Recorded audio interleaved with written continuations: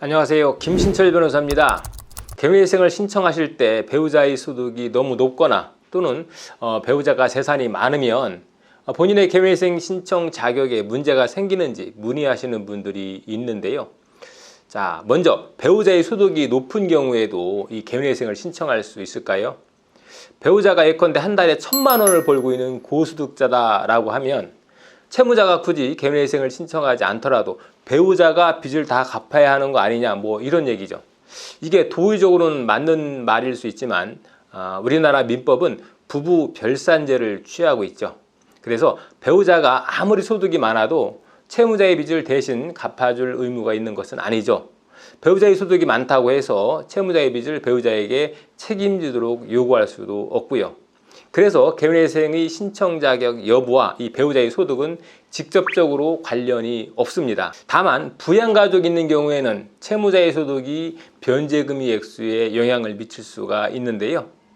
예컨대 채무자의 소득이 300만 원이고 이 채무자에게 미성년 자녀 2명이 있다라고 해보죠. 그러면 이 3인 가구에 대한 법정 생계비는 270만 원 정도니까 이 금액을 공제하고 나면 300에서 가용소득이 30만 원밖에 남지 않죠. 그러면 채무자는 매월 이 30만 원만 변제해 나가면 되겠죠. 하지만 배우자의 소득이 1,000만 원이다 라고 하면 배우자가 많이 벌죠. 그러니까 자녀 둘을 모두 이 배우자가 부양할 수 있겠죠. 그래서 이럴 땐 채무자는 월 소득 300만 원에서 본인의 1인 생계비인 125만 원만 공제를 받고 나머지 175만 원을 매달 변제해 나가야 된다는 거죠.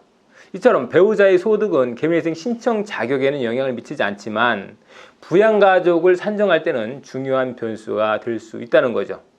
자, 그렇다면 이번엔 배우자의 재산이 많은 경우에는 어떻게 될까요?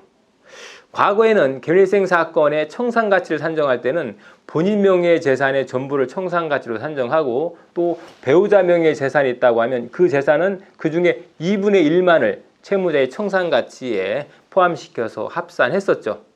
하지만 최근에는 서울회생법원이 실무준칙을 개정해서 이 배우자의 재산을 아예 청산가치에서 제외하고 있죠.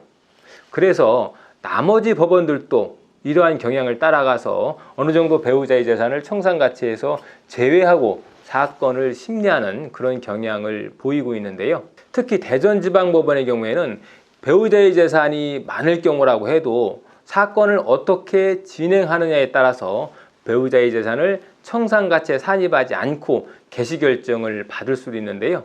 예전에는 사건을 진행할 때 배우자의 재산이 1억 원이 있다라고 하면 채무자에게도 그 절반인 5천만 원만큼은 채무자의 청산가치로 잡아서 무조건 이 5천만 원 이상 변제를 해야 했고요. 심지어 채무자의 빚이 이 5천만 원을 초과하지 않으면 빚보다 재산이 더 많은 것으로 간주해서 사건을 기각시키거나 취하라고 요구하기도 했었죠.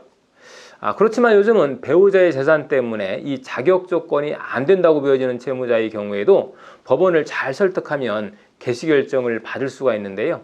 실제 우리 사무실에서 대전지방법원에서 진행되는 사건들 중에 배우자의 청산가치가 너무 많아서 예전 같으면 아예 신청 자격이 없었던 분들도 법원을 설득해서 한 분도 빠짐없이 개시결정을 받아내고 있습니다.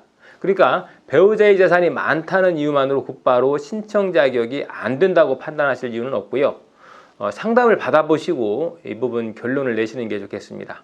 오늘은 배우자의 소득이나 배우자의 재산이 채무자의 개미회생 신청에 어떠한 영향을 미치는지 알아봤습니다. 김신철 변호사였습니다. 감사합니다.